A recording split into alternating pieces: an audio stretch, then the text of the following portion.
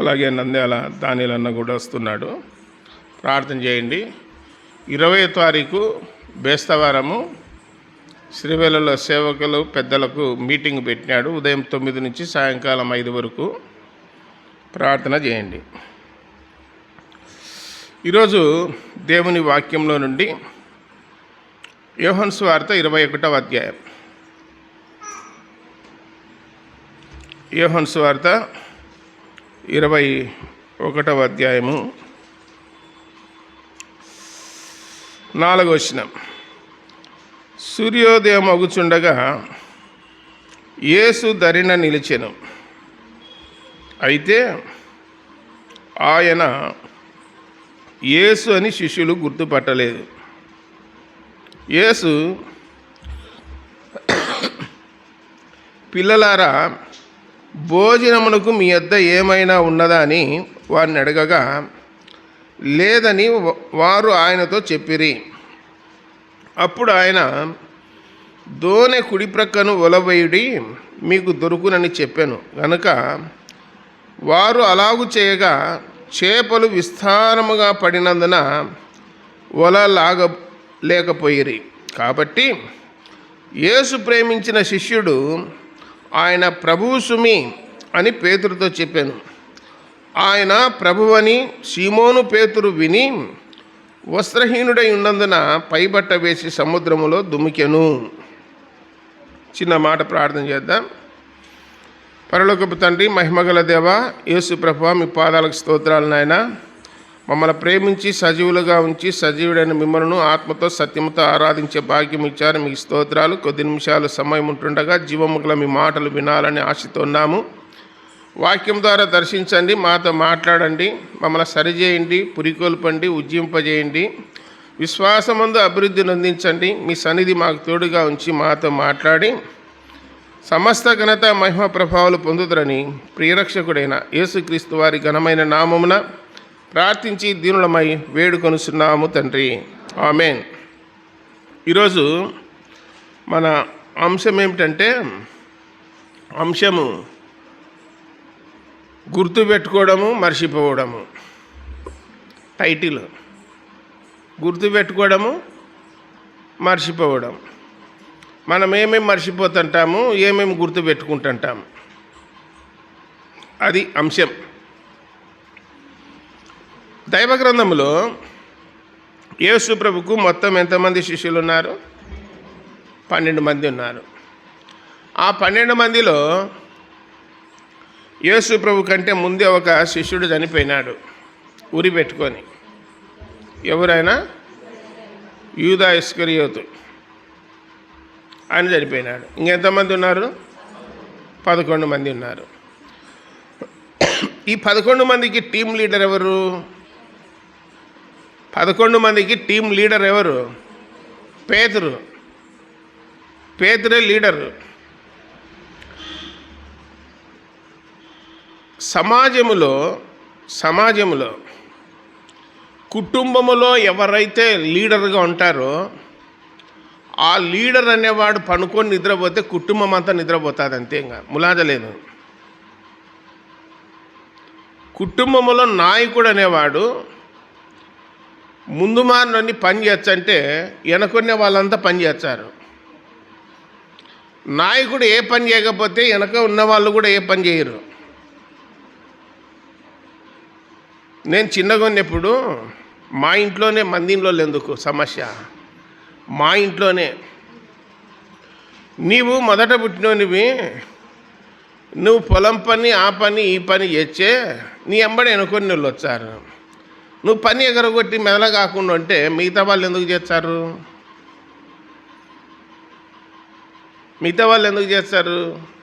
చేయరు.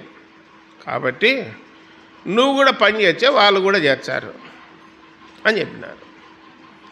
మొదట పుట్టినోడు పనిలో ముందు మారిన ఉండాలంట. ఇంట్లో మొదట పుట్టినోడు, ఆడపిల్లైనా సరే మగపిల్లోడైనా సరే, పనిలో ముందు మారిన ఉండాలి. మొదట పుట్టినోళ్ళు కాడి కిందేసి ఇష్టం వచ్చినట్టు ఉన్నారంటే మిగతా వాళ్ళంతా కూడా ఇష్టం వచ్చినట్టు ఉంటారు. అది వాక్యం అలాగే చెప్తుంది. కుటుంబ వ్యవస్థలు కూడా అలాగే జరుగుతుంది. ఇప్పుడు 11 మందికి లీడర్ ఎవరు? పేతురు.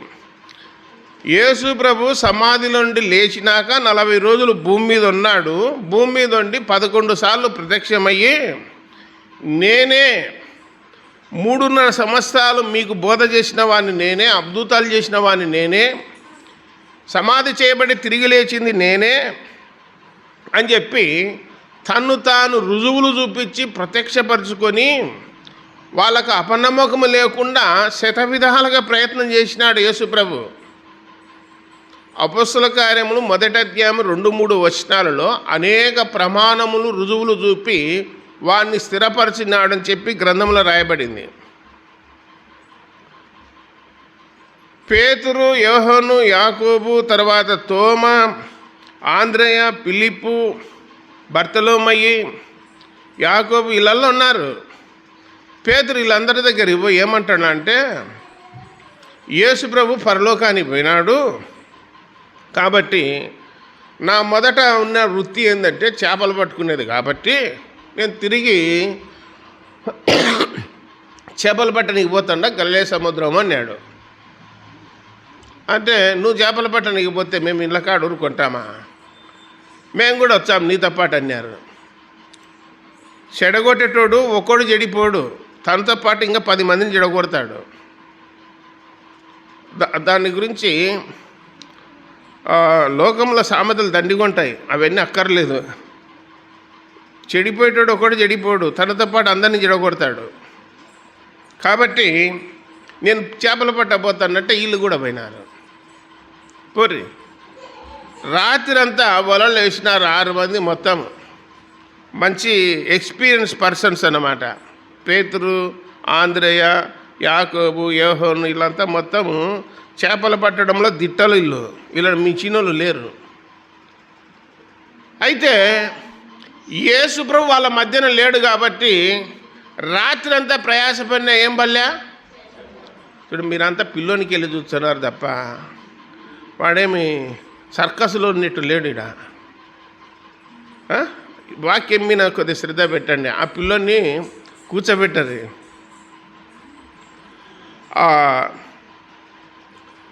ఈ రాత్రల్లా ప్రయాసపడినారు.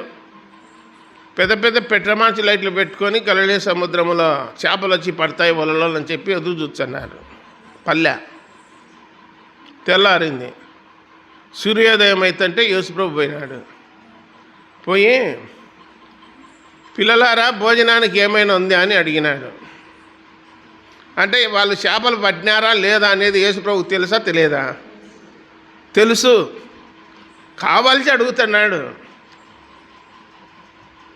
మంచి ఎక్స్పీరియన్స్ పర్సన్స్ కదా, చాలా ఏళ్ళ ముట్టి అనుభవం కలిగిన వాళ్ళు. ఈ గలిలయ సముద్రంలో ఈత నేర్చుకునే వాళ్ళు పుట్టినప్పటి నుంచి చేపలు పట్టేటోళ్ళు కాబట్టి ఏమైనా ఆహారం ఉందే భోజనానికని అడిగినాడు. అంటే వాళ్ళకి ఎట్లుంటుంది ఒకసారి చెప్పండి. ఇంకా రాత్రల్లా చెమటలు గారేటట్టు ప్రయాస పడినారు, ఏం దొరకలే. సుమారుగా 20-30 సార్లు వేసినారేమో వల. ఎన్నిసార్లు వేసినా ఏం పడకుండా ఉన్నాయి? చేపలు పడకున్నాయి. కారణం ఏమో, ఎందుకు పడలే చేపలు? చేపలు ఎందుకు పడలేదు? ఎందుకు పడలేదంటే యేసుప్రభు మాట వినకుండా పోయినారు. యేసుప్రభు ప్రారంభంలో పిలిచి ఏం చెప్పినాడు పేతురుకు? సీమోను, నన్ను వెంబడించు, నిన్ను మనుషులు పట్టు జాలరుగా చేస్తా అన్నాడు. సరే ప్రభువా, నన్ను మనుషులు పట్టే జాలరుగానే చెయ్యి అన్నాడు. ఇప్పుడు మనుషులను పట్టాల్సినోడు గలిలయ సముద్రంలో చేపలు పట్టనికి పోయినాడు. అంటే తిరిగి మళ్ళీ పాత బతుకే పోయింది, పాత జీవితమే అయింది, పాత దానికే పోయినాడు తిరిగి. ఇంకా పాత దాంట్లో నీకైనా 3.5 సంవత్సరాలు మీరు నాతో పాటు ఉండేది, కొత్త దాంట్లోకి రావాలని కదా మిమ్మల్ని పిలిచినది. కాబట్టి నా పర్మిషన్ లేకుండా మీరు సముద్రంలో వల కాదు, కాళ్ళు పైకి చేసి తల కిందికేసిన ఒక చేప కూడా పడదు. అందుకే కొరింథీయులకు రాసిన పత్రికలో ఏమంటే 6:58 అనుకుంటా, ప్రభువునందు మీ ప్రయాసము వ్యర్థము కాదు అని రాయబడింది. ప్రభువు లేకపోతే ప్రయాసం ఏమవుతుంది? వ్యర్థమే. ఇప్పుడు 6-7 మంది సహోదరులందరూ శిష్యులందరూ పోయి బొలే ఇచ్చినారు, కానీ ప్రభువు లేడు కాబట్టి రాత్రి పడిన ప్రయాసం అంతా ఏమైంది? వ్యర్థమైంది. ఇప్పుడు యేసుప్రభు వచ్చి భోజనానికి ఉంది అంటే లేదు అన్నారు. లేదన్నారు. ఏమైనా ఉంది ఆహారం అంటే ఏం లేదు. అయితే నేను చెప్తున్నాను, కుడి పక్కన వేయరు అన్నాడు. వల కుడి పక్కన వేయండి అన్నాడు పేతురుతో. కుడి పక్కన వేయండి అనే మాట నిజంగా మెమొరీ బాగా సిమ్ కార్డుకి నా మెదడులో బాగా పనిచేసింటే ఈ మాట ఎప్పుడో ఇన్నానే నేను. లూకాసు వార్త 5వ అధ్యాయంలో పేతురు ధోనిలో కూర్చొని వల ఏనికి పోతా ఉన్నాడు. అప్పుడు యేసుప్రభు ఏమన్నాడంటే, కుడిపక్కనే నేను ఆ ధోనిని లోతుకు నడిపించి కుడిపక్క అన్నప్పుడు కుడిపక్క ఎట్లా పడినాయి చేపలు? విస్తారమైన చేపలు పడినాయి. యేసుప్రభు ఎప్పుడన్నా చెప్పండి కుడి పక్కన ఏమని చెప్తున్నాడు. ఏ పక్క? మీ పిల్లలను ఏ చేత దీవిస్తారు? మీ పిల్లలను ఏ చేత అన్నం తింటారు? కుడి చేత అన్నం తింటారు, కుడి చేత పని చేస్తారు, కుడి చేత దీవిస్తారు. కుడి చేతనే, కుడి చేయికే పని ఎక్కువ. ఈ కుడి చేతిని దక్షిణాస్తము అన్నాడు. ఏ హస్తము? దక్షిణాస్తము అన్నాడు. అందుకే కుడి పక్కన నీళ్ళకే ఆ దీవెనలు, ఎడమ పక్కన నీళ్ళకు దీవెనలు లేవు. ఆ రోడ్డు మీద రాసినారు, ఎల్లప్పుడూ ఎడమకే, ఎడమ వైపే పోవాలని. ఒక పనికిమాలినోడులా ముసిలోన ఐలూరు మెటకానంటే వచ్చన్నాడు బైక్ మీద ముసలామని ఎక్కించుకొని. ఎట్లొచ్చన్నాడంటే రాంగులు వచ్చన్నాడు, డివైడ్ని ఆనుకొని పోతున్నాడు. పిలిచి ఆ పక్కకు పిలిచి, ఇక్కడ పోకూడదయా, వెహికల్స్ స్పీడ్కి వచ్చి తగులుతాయి, ఇట్లా ఈ వారకు బార్డర్ లైన్ ఉంది కదా, ఈ లైన్ అంబడి పోవాలో చూడని చెప్పిన. లేదు లేదు ఆ టెంపుల్ కాడికి పోతాను అంటున్నాడు. టెంపుల్ కాడికి కాదు, ఆ లైన్లో గిన పోయినావంటే టెంపుల్ కాడికి కూడా పోవు, నువ్వు మధ్యాహ్నే పోతావు, కాబట్టి ఇక్కడ రా అని చెప్పిన. మనకు ప్రమాదము నుంచి తప్పియాలి కాబట్టి ముసలోళ్ళను ఇట్లా రండి అని చెప్తే సరేలే అని చెప్పినాడు. ఇటు సైడ్కి వచ్చినాడు. ఎప్పుడు ఎడమకే ఉండాలి. మీ మనుషులు ప్రయాణం చేసినా కానీ రోడ్డు మీద పోయేటప్పుడు నా ఇష్టం రోడ్డు అట్లుంది ఇట్లుంది అని పోతే ఏదో ఒకటి ఏం చేస్తుంది, గుద్దుతుంది, డేంజర్. యేసు ప్రభు కుడి పక్కన ఏమంటే ఏం చేయాలా? కుడి పక్కకే వేయాలి. పైకి చూడండి అంటే పైకే చూడాలి. ఇటు పక్క నడవండి అంటే ఇటు పక్కనే నడవాలా. నువ్వు చెప్పినట్టు ఎందుకు నడుచాను, నువ్వు చెప్పినట్టు నేను ఎందుకు ఎచ్చా అని అన్నామనుకో, ఆ మాటలు అంటానే ఒక్కటే ఉంది ఆయన దగ్గర, మెనే టేకేలు ఉపార్షన్. మీకు బాగా తెలుసు, బాగా నేర్చుకున్నారు ఈ పదంగా. మెనే టేకేలు ఉపార్షన్ అనేది పెడతాడు. గోడ మీద ఏదో రాయిచుండేను అన్నట్టు అవుతుంది. కాబట్టి కుడి పక్కన ఏమంటానే మతికి రావాలా లేదా? పేతురుకు ఎందుకు వచ్చాది మతికి? భూమి మీద మనసు పెట్టుకునే వాళ్ళకి ఎందుకు వచ్చాది? ఆదివారం ఒక్కరోజు మాత్రమే మందిరంలో దేవుని మాటలు, వాక్యము, పాటలు, ఆరాధన ఇదంతా మతికుండేది. ఈడ కూర్చునే కానీ రేపు ఎట్లా బావాలా, కలుపుదియా, మందు యాశలో తెల్లాలా, ఎవరు వంతు వచ్చాది నీళ్ళు పెట్టుకోనికి, ఎండిపోతుంది బోర్లో నీళ్ళు పైపులు వేసుకోవాలన్నా, లేకపోతే ఎవరినన్నా పోయి ఇప్పించుకొచ్చుకోవాలన్నా నీళ్ళు, ఈ ఆలోచనలు ఉన్నారు తప్ప ప్రశాంతంగా ఆదివారం స్వామి దేవుడా కచ్చేపు దేవునితో కాలం గడుపుతామన్న ఆలోచన ఉందంటే మన మనసు అంతా కూడా ఎక్కడ పారాడుతుంది? పొలాల మీద పారాడుతుంది.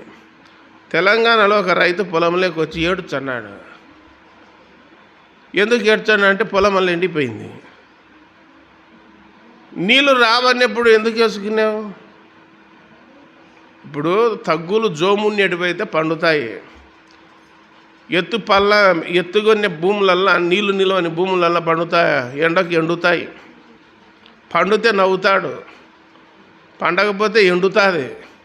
ఏంటి ఆర్ఆర్కే మూర్తి గారు అంటున్నారు, డిసెంబర్ వచ్చిందంటే పండగ దండగా ఎండగా అన్నాడు.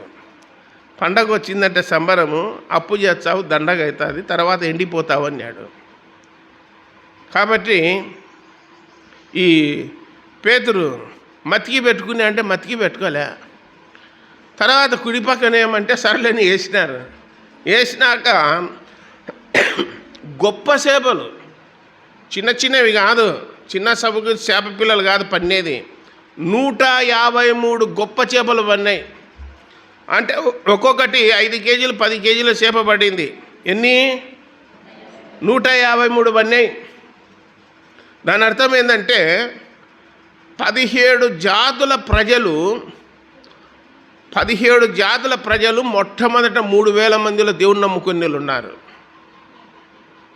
17 జాతులు అంటే 17 భాషలు మాట్లాడేవాళ్ళు. అపొస్తలుల కార్యములు 2వ అధ్యాయంలో ఆ లిస్ట్ ఉంది.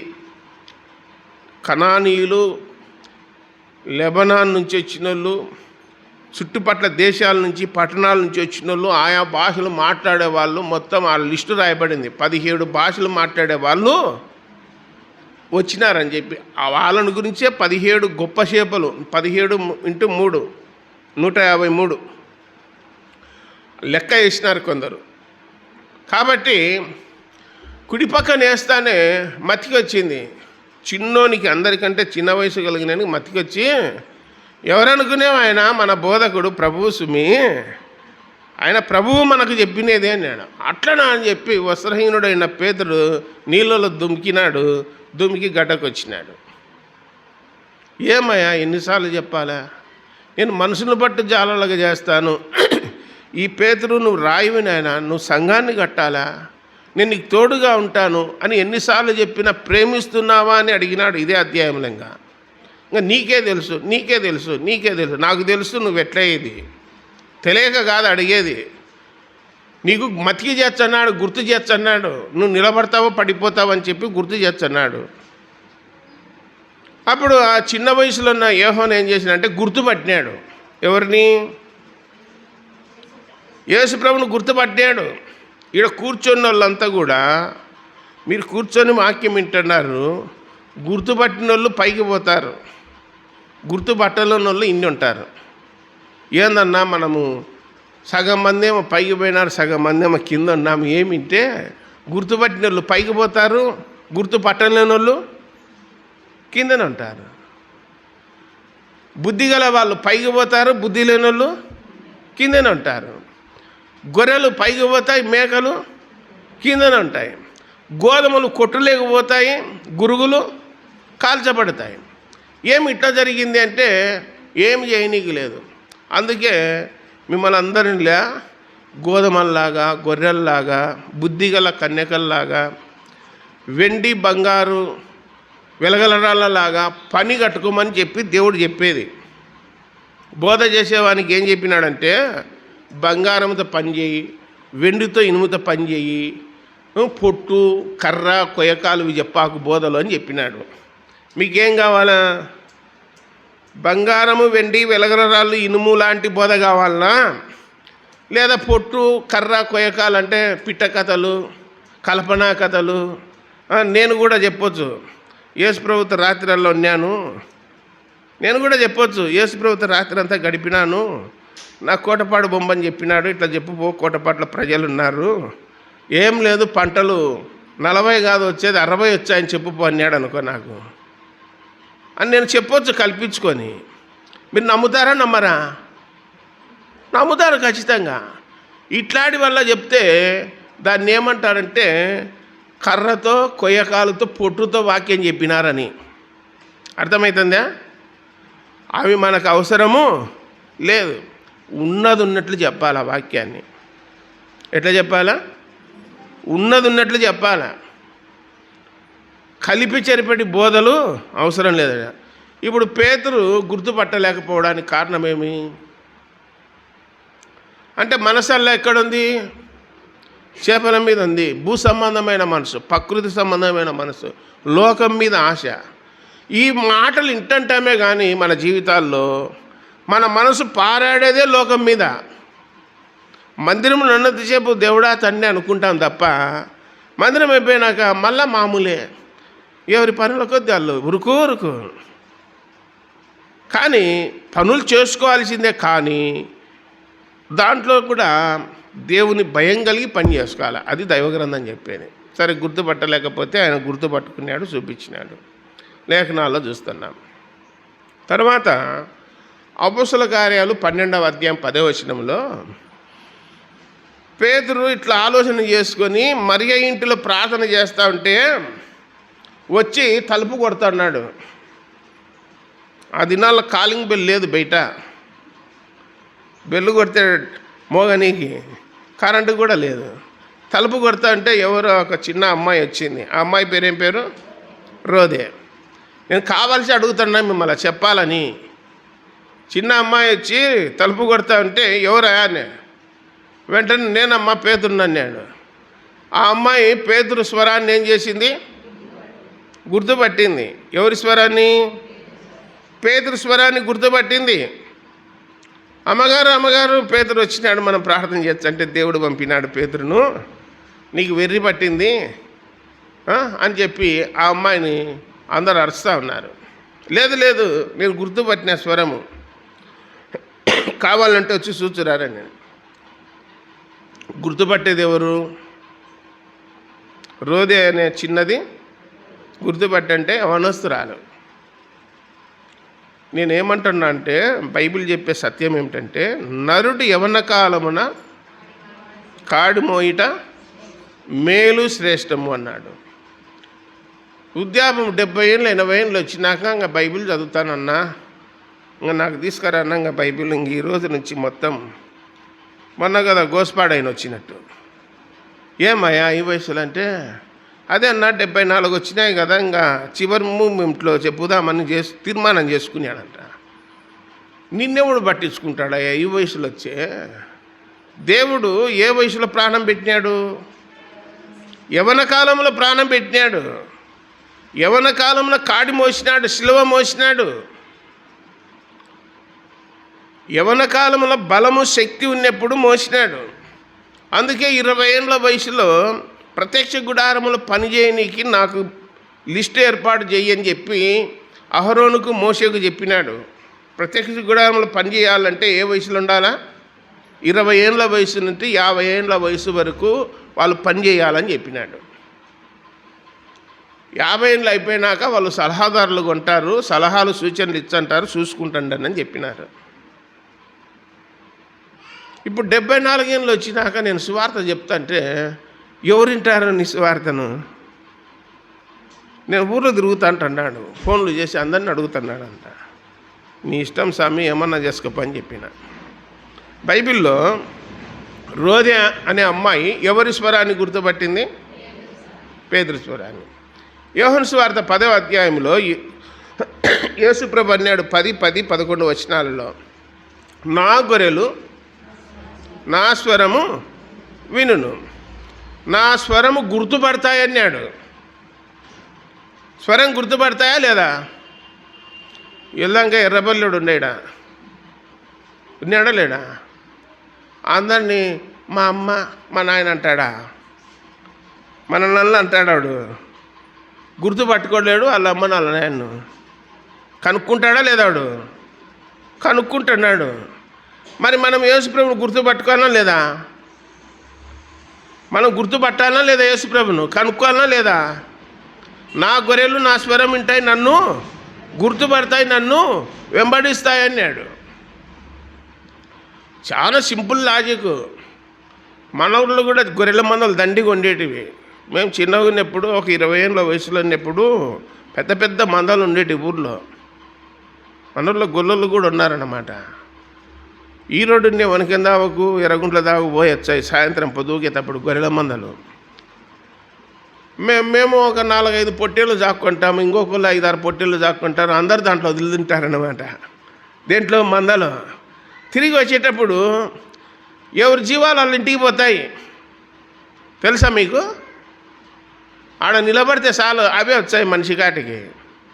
పొలంలోకి మేపనికి పోతారు గొర్రెల కాపర్లు. తిరిగి వచ్చేటప్పుడు ఎవరి జీవాలు వాళ్ళు పట్టుకుపోతారు మళ్ళీ వేసుకొని. అంతేగాని ఒక్కోసారి తప్పిపోయింది అనుకో, ఊర్లోకి పోయి పెట్టుకోవచ్చు కాలే. ఈడ తప్పిపోతే ఊర్లోకి పోయి తెచ్చుకోవాలి, అరే మందలో పోయిందిరా రాలేదు అని. ఇప్పుడేం చేస్తాడంటే కొందరు అంత దూరం ఏం చేయబోయినావా, ఈడ దగ్గరనే పెట్టుకుంటే మెటమిన్నే ఒకసారి చూచురారు అంటున్నాడు. వల వేసుకొని కూర్చున్నాడు.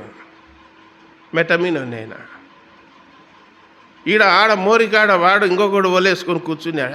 అట్లా పోతున్నాడు, ఇట్లా రారు అంటే హద్దులు పెట్టుకొని కూర్చున్నారు, ఇట్లా రారు అని. అట్లా కాదరా చేయాల్సింది, బీడు భూములు దున్నుకోమని చెప్పినాడు యేసుప్రభు. ఏ భూములు?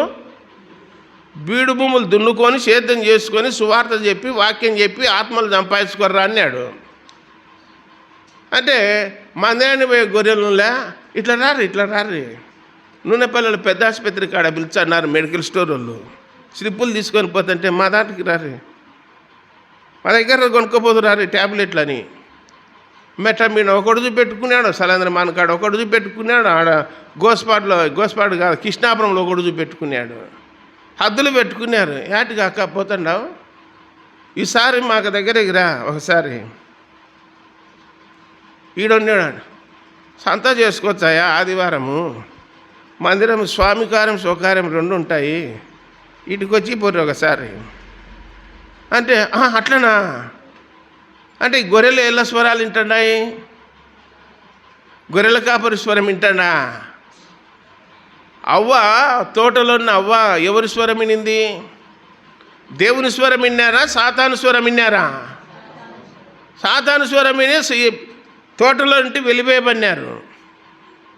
దేవుని స్వరం వింటే తోటలో ఉండేటోళ్ళు, ఏదైనా తోటలో ఉండేటోళ్ళు. మాటికి కొందరు నాకు ఫోన్ చేసి చెప్తున్నారు, ఏమయ్యా ఈరోజు రాలే ఆదివారం వాళ్ళంటే, మా కాడికి రమ్మన్నాడన్నా ఆయన. ఓహో అట్లనా, మంచి పని చేసినాడు, మా కాడికి రమ్మనింటే పోయినారంట. ఇంకొకడు పిలిచాడు, మా కాడికి రమ్మన్నారని. మా కాడికి వచ్చే నెత్తిన చెయ్యి పెడతాం తెలిసినా, మీ కాడ పెట్టరే నెత్తిన చెయ్యి. అటుకి పోయింటే నెత్తిన చెయ్యి పెట్టి ప్రార్థన చేస్తారంటే దరిద్రం వచ్చాదరా మీకు అని చెప్పిన. బైబిల్లో ఎవరికంటే వాళ్ళకు నెత్తిన చెయ్యి పెట్టి చేయకూడదు. 108 ఎప్పుడు పిలిచారు? బాగా 3 పూట్ల తిని నిద్రపోయేటానికి 108 ఎక్కియేరి ఎట్లుంటుంది? వాళ్ళే కావాల్సి కింద దొబ్బిపోతారు, వీడు బాగున్నాడని చెప్పి. 108 ఎవరికి కావాలా? భంగమైన వాళ్ళకు, ఆరోగ్యం లేని వాళ్ళకు. పుష్టి కొన్నోనికి ఏం చేయాలి 108? కాబట్టి ఇప్పుడు 2 యేసు ప్రభువును గుర్తుపట్టింది ఎవరు? అందరికంటే చిన్నవాడైనటువంటి శిష్యుడు ఎవరు? యోహాను. పేతురును గుర్తుపట్టింది ఎవరు? రోదే. మనం చూసినాం కదా. ఆదికాండం 27వ అధ్యాయం. 27వ అధ్యాయంలో ఇస్సాకుకు దాదాపు ఒక 90 ఏండ్లు వయసు వచ్చింది, కనుదృష్టి మందగించింది.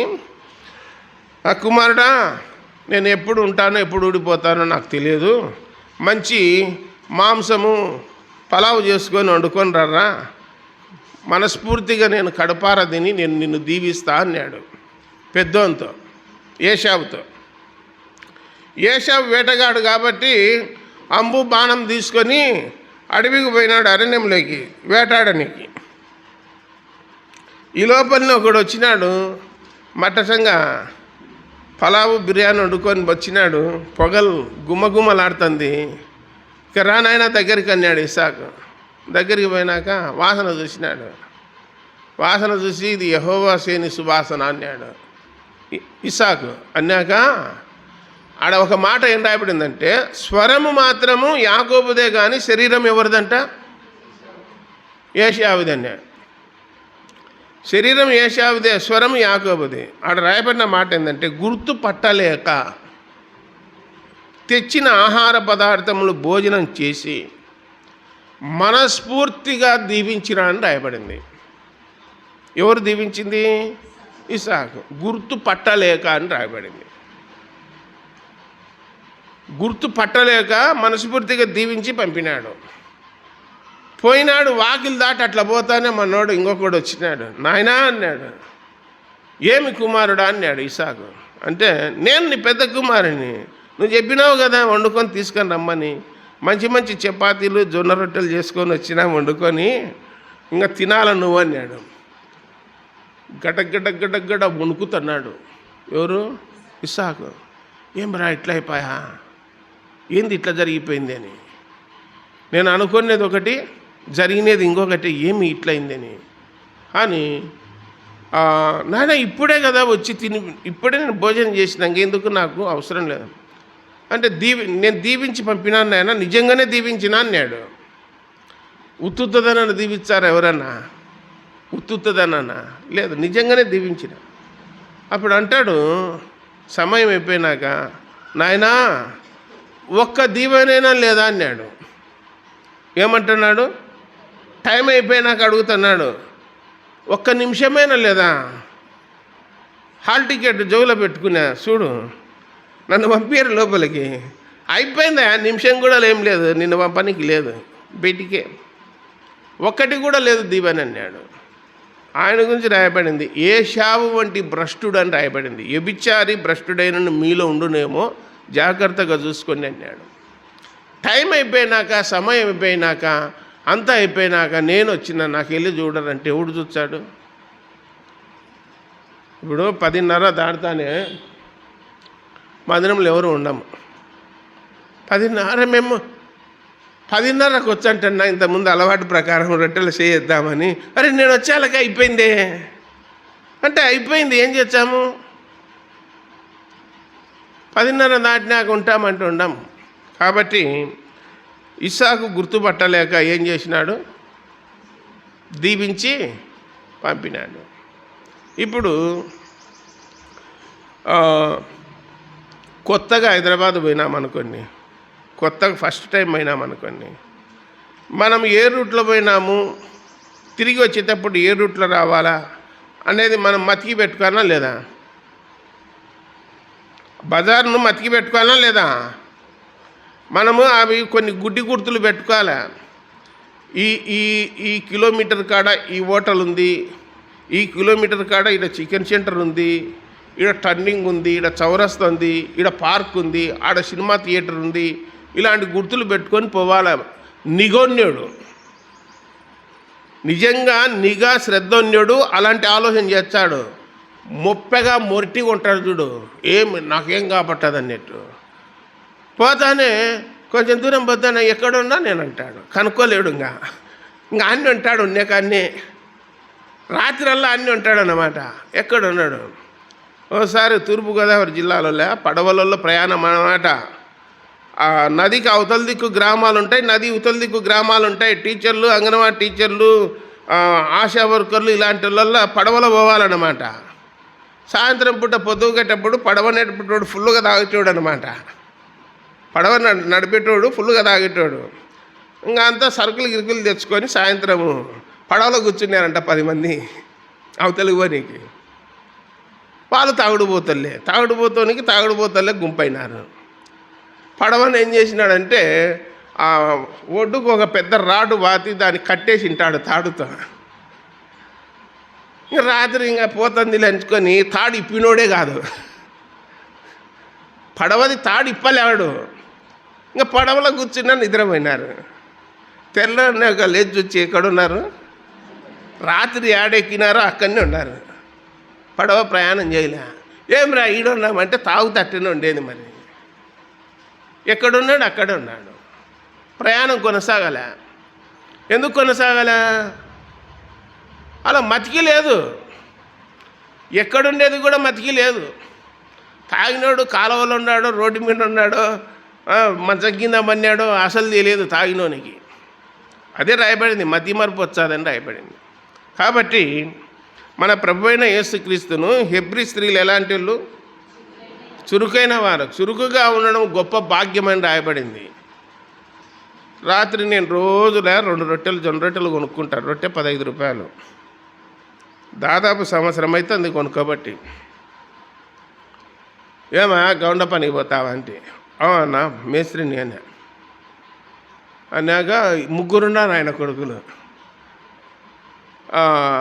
ఏమన్నా ప్లాస్టింగు, కటకము, పిల్లర్లు ఇవన్నీ చేస్తాంటామంటే చేస్తాను. మరి పిల్లోళ్ళు అంటే పిల్లోళ్ళకు బుర్ర లేదన్నా, అందియనికే పోతున్నారు, ఇటుకలు అందియనికి మాలు అందియనికనంట. పని నేర్చుకోలేదంట, 10 ఏళ్ళు పోతున్నా. ఏం లేదు వాళ్ళకు,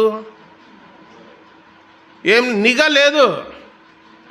పని చేసే కాడ ఆ పని చేసేటోడు ఉంటాడు కదా, అన్న ఒక 5 నిమిషాలు అట్లుండన్నా నేను చేస్తా ప్లాస్టింగ్ అని చెప్పి తాపి తీసుకొని అందించేటోడు కొట్టుకోవాలా. వాడు సరి చేస్తాడు. నాకేం పట్టింది, నేను ఊరికి అందించేటోని అంటే నువ్వు ఎన్నేళ్ళుండి అందించేటోని నువ్వేంగా పని నేర్చుకోవు నువ్వు అంటే నిఘా లేదు అన్నాడు. శ్రద్ధ లేదు. వాక్యం వినేవాళ్ళకు ఏముండాలా, నిఘ ఉండాలా, శ్రద్ధ ఉండాలా. మతికి పెట్టుకుందాము వాక్యము అని. మాకేమో లేనా, పల్లెటూరులో ఉన్నాము, మాకేం తెలుసు ఇవన్నీ అంటే. ఇవి తెలుదా, తినేది తెలియదు, పింఛన్ ఏ రోజు ఇచ్చేది తెలియదు. అవి మర్చిపోతారా? పింఛన్ ఇచ్చేది మర్చిపోరు, తినేది మర్చిపోరు, కూలి పనికి పోయేది మర్చిపోరు, అన్నీ మర్చిపోరు. వాక్యం మాత్రం నిమిట్లో మర్చిపోతారు. వాక్యం దగ్గరికి వచ్చి అంత సులువుగా అంత అలకాగా అయిపోయింది. దేవుడన్నా వాక్యం అన్న నీళ్ళు తాగినట్టు అలకాగా అయిపోయింది. దేవుడు ఏమంటా అంటే మతికి పెట్టుకోర్రి అంటున్నాడు. ఈరోజు కూడిక కూడా మతికి పెట్టుకునేదే, జ్ఞాపకం పెట్టుకునేదే కూడిక. మర్చిపోయిన వాళ్ళు పరీక్ష రాస్తారా, మతికి పెట్టుకునే వాళ్ళు రాస్తారా పరీక్ష? ప్రిపేర్ అయినామన్నా గ్రూప్ 1కు, సివిల్స్కు, గ్రూప్ 2కు బుక్కులు అలా తిరిగేసినాము. మండే పడినాయి బుక్కులు, మెటీరియల్ అలా తెప్పించుకుంటే. ఏమిరా నాయన అట్లా చదువుతున్నామంటే స్పీడ్ పెట్టినాడు దాంట్లో, కంప్యూటర్లో, ల్యాప్టాప్లో. ఇప్పటికి 2 సార్లు రివిజన్ చేసినాను, ఇది 3వసారి. స్పీడ్గా, టైం లేదు, స్పీడ్గా అర్థమవుతుందంటే నాకు అర్థమవుతుంది, మీకు అర్థం కాదంటున్నాడు. స్పీడ్గా దాంట్లో సెల్లుల్లో కూడా ఇప్పుడు వాక్యాలు ఉన్నాయి కదా, దాని స్పీడ్ పెంచినామంటే ఇంకా గొనిగినట్టు వచ్చాయి మాటలు. అట్లయితే ఆమె అర్థం కాకుండా. కాబట్టి దేవుడు ఏమంటాడంటే మతికి పెట్టుకోండి అంటున్నాడు. చిన్నపిల్లలు ఒకడు 3 నెలల పిల్లోడు గిన్నిస్ బుక్లు ఎక్కి 3 రికార్డులు బద్దలు కొట్టినాడు. 3 నెలల పిల్లోడు.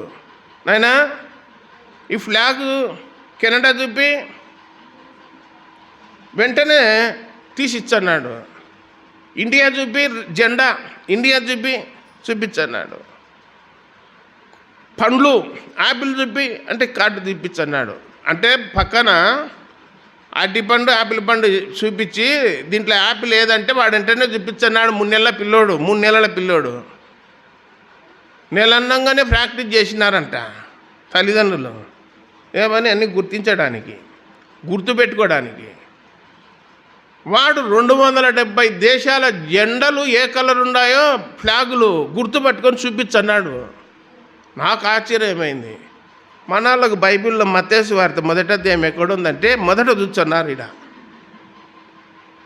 మత్తయి సువార్త ఏడుంది చూడరంటే మొదటిలోనే చూస్తున్నారు. ఇక్కడ 10 ఏళ్ళు అయింది మందిరానికి రాబట్టి మత్తయి సువార్త అంటే మొదటి పేజీలు చూచే కనపడుతుందా? ఎక్కడ కనపడుతుంది అది? కొత్త నిబంధనలో మొదటి పుస్తకం. మతికి పెట్టుకోరు అంటే ఇంకా కొందరు ఏమంటున్నారంటే, అన్న 10 సార్లు చదివినా అన్న బైబిల్, ఏం మతికి ఉండవు, నువ్వు సడన్గా అడిగితే ఎట్లా? మాకు మతికి రావు నువ్వు అడిగినప్పుడు. మతికి రావాలయా, వచ్చేనే నువ్వు దేవుళ్ళు ఉండావని. మర్చిపోతుంటే ఎందుకు? ఈ చెవిన విని ఈ చెవిని వదిలిపెడితే ఏమన్నా ప్రయోజనం ఉందా? చెవితో విని హృదయంలో ఏం చేయాలి? వాక్యాన్ని భద్రం చేసుకోవాలి, స్టాక్ పెట్టుకోవాలి. నిన్న ఒకైనా ఏమయ్యా మొన్న బాగుంటుంది కదా అంటే అన్న చెయ్యి సచ్చు వచ్చింది అంటున్నాడు. పెరాలసిస్ సోకినట్టు వచ్చింది అన్నాడు. అంటే ఆడ అనిల్ కుమార్ అని మున్సిపల్ ఆఫీస్ పక్కన నరల డాక్టర్ ఉన్నాడు. ఆయనకు పోతే ఎక్స్రే తీయాలా ఎంఆర్ఐ అంటే 8,000 అన్నాడంట. బాబా నా దగ్గర డబ్బులు లేవు స్వామి, పెద్ద ఆసుపత్రికి పోతా అంటే ఆడ తీపించుకున్నాడు. ఏమైంది అన్నాడు. ఏమైంది? ఏం లేదు, తలలో బ్లడ్ ఫ్లాట్ అయింది, చిన్నది. ఇది నూకలు ఉంటాయి కదా, బియ్యం గింజల సగం అంతమే ఫ్లాట్ అయిందంట. గడ్డ కట్టిందంట. అది మెదడులో గడ్డ కడితే చెయ్యి పని చేయకుండా ఉంది. ఎందుకు పని చేయడంలే? కనెక్షన్కి ఏం అడ్డం వచ్చింది? రక్తము గడ్డగట్టి అడ్డం వచ్చింది. వాళ్ళు అన్నారు, మేము ట్యాబ్లెట్ ఇచ్చాం, మందుల ద్వారానే నయమైతే కరిగిపోయేటట్టు అన్నారు. ఒకవేళ కరిగిపోకపోతే మెదడు కటింగ్ పెట్టి ఆపరేషన్ చేయాల్సింది వచ్చాది, అప్పుడు మేము చెప్పనీకు ఉండదు అన్నాడు. కాలైనా పోవచ్చు, చేయైనా పోవచ్చు, ఇంకా నడచలేము స్వామి, మాకేం వద్దులే, ట్యాబ్లెట్లు ఒకటి అన్నాడు. అంటే మనకంత కనెక్షన్ అంతా ఎక్కడుంది? ఈ బాడీ కనెక్షన్ అంతా మొత్తం ఎక్కడుంది? మెదడుకుంది, తలలో. ఇజ్రాయెల్ దేశంలో ఒకడు బైక్ మీద పోతున్నారు, తండ్రి కొడుకు. వేరే టిప్పర్ వచ్చి గుద్దింది. గుద్దుతానే పిల్లవాని తల ఎగిరిపోయింది. మొండం కదులుతుంది ఇట్లా ఇట్లా, తల లేకుండా. తల తీసుకొచ్చినారు. ఆడన్నే వాళ్ళు యేసు ప్రభువుకు ప్రార్థన చేసి ఆపరేషన్ మొదలుపెట్టేటోళ్ళు ఇజ్రాయెల్ దేశంలో. ఏ ఆపరేషన్ చేయాలన్నా ఏం చేస్తారు వాళ్ళు? డాక్టర్లు ప్రార్థన చేస్తారు. ప్రార్థన చేసి మొత్తం మీద దేవుడిచ్చిన జ్ఞానంతో తల అతికిచ్చినారు. యేసు ప్రభు చెవు అతికిచ్చే, నాకంటే నా పిల్లలు గొప్ప కార్యాలు చేస్తారంటే వీళ్ళు చెవు కాదు అతికిచ్చింది, తలని అతికిచ్చినారు. కావాలంటే TV9 NTVలో న్యూస్లో చెప్తుంటారు చూడండి, అప్పుడప్పుడు 1 నిమిషము షార్ట్ ఫిల్మ్లలో చూపించన్నారు దాన్ని. ఇజ్రాయెల్ దేశంలో దేవుడు డాక్టర్లకు ఇచ్చిన జ్ఞానం అని. యేసు ప్రభు చెవే అతికిచ్చినాడు, వీళ్ళు మొత్తం తలనే అతికిచ్చినారు మెడకు. ఇప్పుడు ఆరోగ్యంగా ఉన్నాడు. మీడియా వాళ్ళంతా ఫోటో తీసి పేపర్కి వేసినారు ఆయన, డాక్టర్లను పిల్లవాడిని. బాగానే ఉన్నాడు, అన్ని కనెక్షన్లలో కరెక్ట్గా ఇచ్చినారంట, నరాల కనెక్షన్లు మొత్తం. కాబట్టి ఇది ఎలా సాధ్యమైందంటే దేవుని ద్వారా సాధ్యమైంది. ఇజ్రాయెల్ దేశానికి దేవుడు ఉన్నాడా లేడా? మరి మనకెందుకుంటాడు? పైనొన్నెళ్ళు మోడీ కూడా చెప్తున్నాడు, ప్రపంచంలో ఎంతమంది దేవుళ్ళున్నా దేవతలున్నా వాళ్ళకందరికీ మార్గదర్శి యేసు ప్రభువే అని చెప్పినాడు. నా దగ్గర ఉంది అది షార్ట్ ఫిల్మ్లో. ఎంతమంది ఉన్నా కానీ వాళ్ళకు సూత్రధారి మార్గదర్శి యేసుక్రీస్తే, ఆయనే జీవము, ఆయనే సత్యం అని చెప్పినాడు ఆయన కూడా. కింద ఉన్న వాళ్ళంతా వెరిచేష్టలు చేస్తున్నారు, అది మెయిన్. పైన వాళ్ళకు భయమే ఉంది. ఏం భయము? నేను చూసినంతలో 3 సార్లు ప్రధానమంత్రి అయింది ఒక జవహర్లాల్ నెహ్రూ ఒక్కడే ఉన్నాడు, తర్వాత ఈయన వరుసగా అయినది. నెబుకద్నెజర్ లెక్క అయినాడనమాట. కొన్నేళ్ళు అడవిలో గడ్డి మేసి వచ్చినాడు ఎవరు? నెబుకద్నెజర్. తర్వాత మళ్ళీ రాజు అయినాడు. అట్లా ఒక టిప్పు పోగొట్టుకొని తర్వాత సెట్ అయినారు. సెట్ అయిన వాళ్ళ 15 సంవత్సరాలు ఇప్పుడు ఉండబట్టి. కాబట్టి మనము వాక్యాన్ని మతికి పెట్టుకోవాలా, మర్చిపోవాలా. ఈ ఆదివారం ఏం చెప్పినాడు ఆయన వాక్యం అంటే, గుర్తుపెట్టుకోవడం, మర్చిపోవడం. అంటే మేము మర్చిపోయే లిస్టులు ఉన్నాము, గుర్తుపెట్టుకునే లిస్టులు లేమని చెప్తారు. మర్చిపోయే లిస్టులు అంటే ఏం ప్రయోజనము ఉండదు. కాబట్టి బైబిల్లో ఎరుకో పట్టణపు ప్రాకారపు గోడ మీద రాహబ్ అనే ఒక సహోదరి ఉంది. యేసుక్రీస్తు వంశావళి ఉంది రాహబ్. వేగుల వారిని ప్రాణాపాయం నుండి కాపాడింది, ఎరుకో రాజు కంటబడకుండా. ఆమెకు ఒక గుర్తు చెప్పినారు, వేగుల వాళ్ళు ఒక గుర్తు పెట్టుకోర్రు అని చెప్పినాడు. ఏంటి ఆ గుర్తు? ఎర్రదే పచ్చదా? ఎర్రదారం దేనికి కట్టుకోవాలా? కిటికీకి. మరి కిటికీకి కట్టుకోమని చెప్పినారు ఆమెకు. మరి మన వాళ్ళు దేనికి కట్టుకుంటున్నారు ఎర్రదారాలు, నల్లదారాలు? కాలికి నల్లదారం, చేతికి ఎర్రదారం. ఇవేందంటే కాపాడుతాయన్నా మమ్మల్ని. నల్లదారం ఉంటేనే మాకు. నల్లదారం ఉన్నోడు, ఎర్రదారం ఉన్నోడు, ఇంకా రకరకాల దారాలు ఉన్నోళ్ళు మందిరాల్లోనే కనపడుతున్నారు. ఇలా నల్ల వీడియో తీసి మీకల్లా చూపించాలి. రకరకాలకు కనపడతారు మందిరాలలో. దారం కావాలా, మళ్ళీ మందిరం యేసుప్రభు కావాలా? ఒరే నాయన, ఉంటే దారంకి వెళ్ళినండు, లేకపోతే యేసుప్రభుకి వెళ్ళినండు. అంటే అట్లా విన్నాడే, దారం దారమే, యేసుప్రభువే. ఎవరు చెప్తారు ఇవి? వాడంటున్నాడు, నో దారం గురించి చెప్పాకన్నా మళ్ళీ కానుకలు రావు మాకు. ఏదో దారం కట్టుకున్నాడో బొట్టు పెట్టుకున్నాడో ఎవడో కూడా వచ్చంటాడు, మాకు అది పెట్టే నిండుతంటే చాలు. వాడు ఇనగపాని మాకెందుకు అవన్నీ అట్లా చెప్తాడు కఠినంగా. నువ్వు బాగుండవే అనో, నువ్వు కఠినంగా చెప్పినావని ఇంకా నిన్ను పిలుచకుండా ఉన్నారన్నా అన్నాడు ఒకడు ఫోన్ చేసి. మంచి పని చేసినారు స్వామి, పిలిచినంత మేలని చెప్పిన నేను. నువ్వు కఠినంగా చెప్తావంట వాళ్ళకు, ఒకే భార్య ఉండాలని చెప్పినావంట వాక్యము, వాళ్ళు ఒక్కొక్కడు ఇద్దరు ఉండేళ్ళు ఉన్నారు, ఈయన పిలిచాకరని చెప్పినారంట. ఇద్దరు ఉండేళ్ళల్లా ఒక 3-4 వచ్చి మంచి పని చేసినారు పోరు అని చెప్పిన. దేవుడు ఏం చెప్పమన్నాడో అది చెప్పాలని గ్రంథంలో రాయబడింది. కాబట్టి ఎర్రదారం ఎక్కడ కట్టుకుంది? ఆమె కిటికీకి కట్టుకుంది. మరి దారం కట్టుకునేందుకు ఆ ఇంట్లో నెలలో బతికిపోయినారా లేదా? నేను కట్టుకోను, మీరు చెప్తే కట్టుకోవాలనా అని ధిక్కరించినామనుకో, ఆ ఇల్లు కూడా ఏమవుతుంది? అగ్నికి కాల్చబడుతుంది. గుర్తుంది కాబట్టి ఏమైంది? కాల్చబడలేదు. నిర్గమాకాండం 12వ అధ్యాయంలో ప్రతి ఇంటికి రక్తపు గుర్తుంది, నిలువు కమ్మికి అడ్డు కమ్మికి. మేము కొత్త ఇండ్లు కట్టుకున్నారాడ బృందావనం కాలనీలో, టీచర్స్ కాలనీలో, చాబోల్